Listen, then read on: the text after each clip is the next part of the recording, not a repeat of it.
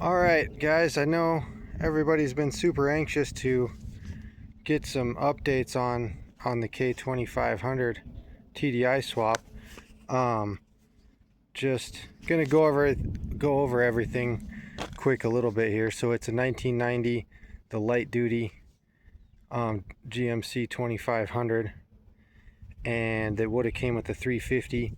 It's got the 4-speed SM 465, and yeah, we just been trying to get a fuel mileage update on this thing, but it is incredible how far a TDI can go with a 35-gallon or 34-gallon fuel tank.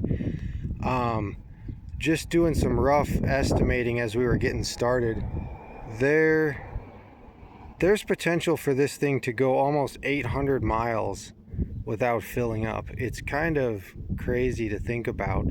But just to go over the engine specs again, this is like a 2002 VW TDI. It's got 200 horse injectors and the GTC 1549 turbo, which is off about like the 2016 Common Rail TDIs. And so that's a pretty good combination there.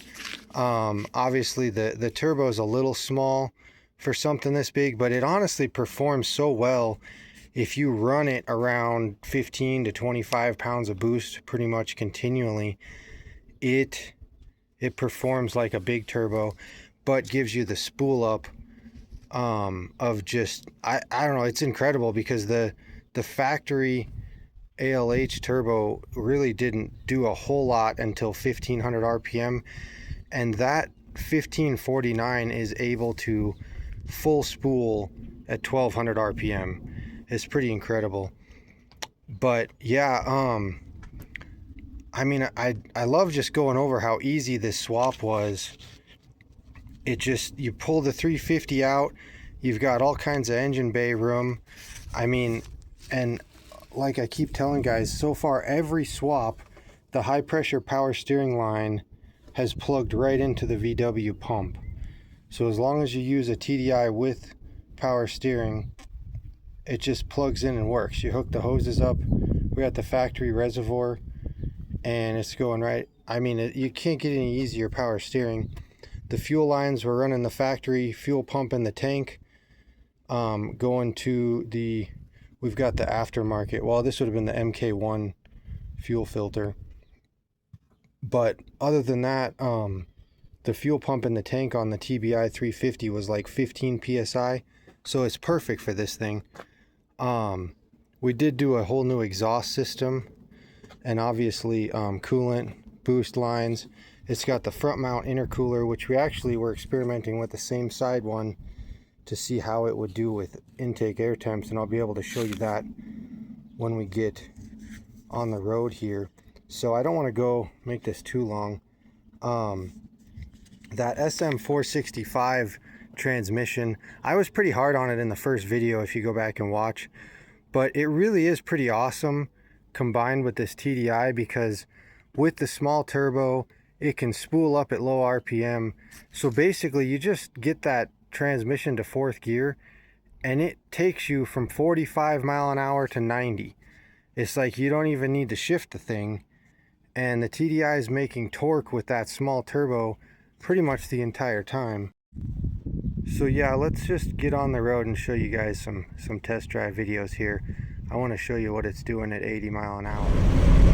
Alright, so right here, just a little bit of 70 mile an hour cruising. The RPMs are about perfect for this speed.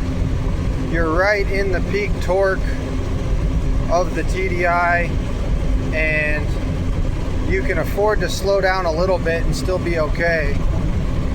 But the turbo is running about 15 to 18 pounds of boost, not even working at all, 700 EGTs. And I'm gonna speed up here, but just to show you guys, I mean, yeah, and actually the intake air temps are pretty amazing with the same side intercooler. It's about 80 degrees out right now, so That's a pretty good temp rise for this big of a truck cruising down the road. But yeah, I mean, we're at 70 here and I'm on an 80 mile per hour interstate. And so you want to get up to speed and this sucker will just go like nothing. Granted, we're flat here. I'm gonna go ahead and go down a hill here, turn around and show you guys, but the 3000 RPM at 80, it's really exactly where the car ran. My ALH with an automatic, it was over 3000 RPM at 80 with the stock tires. And yeah, just pretty much maintaining right there in the 190s for coolant temps. And yeah, still even at 80 on flat, we're at like 800 degree EGTs, running 20 pounds of boost. So let's go ahead and turn around and get on a hill here and show you. Okay, this is a pretty good hill here on the interstate out in Wyoming. Of course, there's always wind and hills, so it's a pretty good test for these things. And we're right up, just accelerated up to over 70, running over 20 pounds of boost. But so now we're into this hill, climbing it, and again, like I said, the boost is up a little more, and the coolant temp's climbing a little. But this thing, the power is just incredible. I can step on it here. You can hear that sucker spool up, and we're still right up to 85 mile an hour, and now we're at the top of the hill, and it had no trouble at all. Coolant temp comes up a little, but I mean, even stepping on it, it takes a ton of fuel to get this thing over even 1200 degree EGTs. It's just kind of phenomenal how well this thing is moving, especially at 5,000 pounds. All right, and I know I always get asked about what the 55 to 60 mile per hour power and fuel mileage is like on these swaps for the guys out east. And I mean, honestly, this thing's effortlessly moving. I'm pulling a hill right now, and 20 pounds of boost, 2100 RPM. It has no problems. It's basically, it's below 10 pounds of boost on flat land here, just cruising right along. And I gotta believe it would be close to 30 miles to the gallon if you were driving this slow. Unfortunately, out here in Wyoming, we would never get anywhere at this speed, so I don't have a whole lot of feedback on actual mileage and stuff, but the engine is just idling along here. No issues at all. So it's kind of crazy. This fourth gear really works perfect for every speed above 50. You just shift it into fourth at 45 mile an hour and you're good to go. And then that's where the GTC 1549 shines, because the bigger turbos that you'd need for 30 pounds of boost usually would not do anything down here below 2000 RPM, and this thing will full spool like nothing. So yeah, as you can see, this thing is just working awesome. And so to go over a few of the things, so we put this thing on the scale, it is right at 5,000 pounds, which is basically what I expected. Our extended cab short box swap is right there, exact same weight almost. So they're really comparable. But the big thing is, with the 4-speed manual and running those higher 2600 to 3000 RPM, we are actually seeing better fuel mileage. I mean, part of it's going to be the automatic, the 4L60 versus the 4-speed manual in this truck, but the 1500 has been consistently getting 18 to 21 with the automatic transmission, and we did 450 miles about on the first tank and finally gave up trying to use a whole tank of fuel and checked, and we were getting 22 miles a gallon. And again, this is primarily, it's probably 60% driving 80 mile an hour, 75. I mean, this thing goes 80 so easily, it's hard not to go that fast. And did another tank of 500 miles and actually got 23 miles a gallon. So, yeah, I mean, it's driving out, getting on the interstate, and then doing 55 mile an hour on a couple of the back roads is pretty much the work drive for this truck. And it's just phenomenal for what we get here, because again, I mean, I love how simple this thing went together.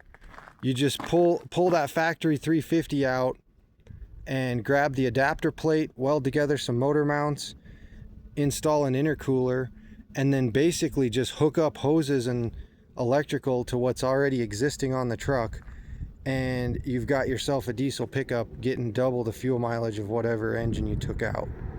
So it's just pretty crazy how sweet this thing is, and definitely excited to see some more full-size truck swaps get done, because although I don't think it's going to be, you know, a major tow truck, I don't see why this couldn't pull a utility trailer with how cool it's running on its own.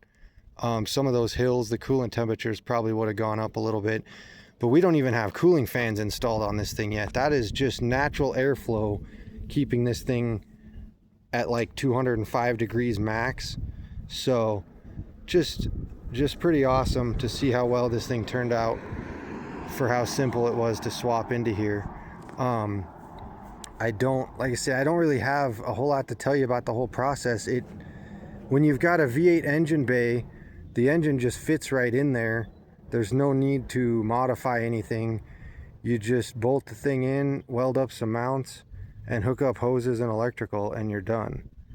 So, not to say that doesn't take a few months worth of work and can be frustrating, but you definitely don't need to be intimidated by putting one of these things in a full-size truck, because it's perfect. And I mean, it's that the acceleration on this thing is just crazy. The old 350 would not have accelerated up that hill, or very slowly, and most of the time they're losing speed or downshifting with the 4L60.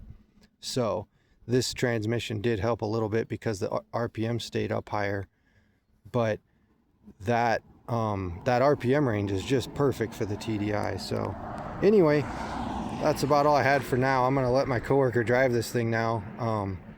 He has pretty much not driven anything else since, so all his other vehicles are sitting in the driveway, but you can't really beat it. So anyway, thanks for watching, guys, and I'll let you know. I don't have plans for a whole lot of updates on this truck unless anything goes wrong or we have some upgrades to do to it, but it's just working perfect as is. So we'll go ahead and call that good for now.